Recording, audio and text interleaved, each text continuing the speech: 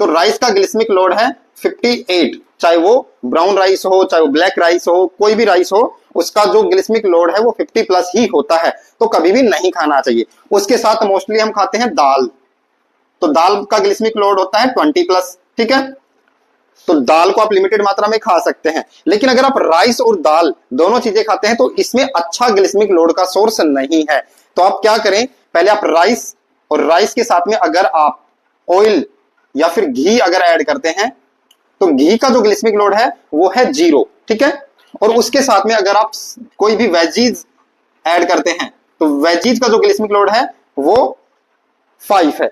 It means ये तीनों मिलके आपके ग्लिसमिक लोड को, ओवरऑल जो आपका खाना है उसके ग्लिसमिक लोड को कम कर सकता है, तो उसको आप लिमिटेड मात्रा में फिर खा सकते हैं। लेकिन अगर यहां पर दाल लेते हैं तो दाल का ग्लिसमिक लोड भी ज्यादा ही है, तो वो आपके ग्लूकोज के लेवल को स्पाइक करेगा। लेकिन अगर आप नॉन वेजिटेरियन है तो वो आपके लिए और भी अच्छा है, क्योंकि राइस, उसके अंदर आप घी डाल सकते हैं ताकि ग्लिसमिक लोड ओवरऑल कम हो जाए। और उसके साथ में अगर आप नॉन वेज का कोई भी सोर्स लेते हैं, चाहे आप एग लेते हैं या फिर आप चिकन लेते हैं, तो उनका जो ग्लिसमिक लोड है वो है 0, ऑयल की तरह, घी की तरह। तो उससे और भी ज्यादा आपका ग्लिसमिक लोड ओवरऑल फूड का कम हो सकता है।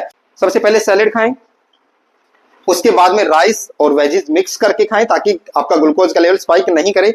इसी तरीके से आप नॉन वेज में खाएं, पहले सैलेड खाएं और उसके बाद में राइस और आपका नॉन वेज मिक्स करके खा सकते हैं। Thank you.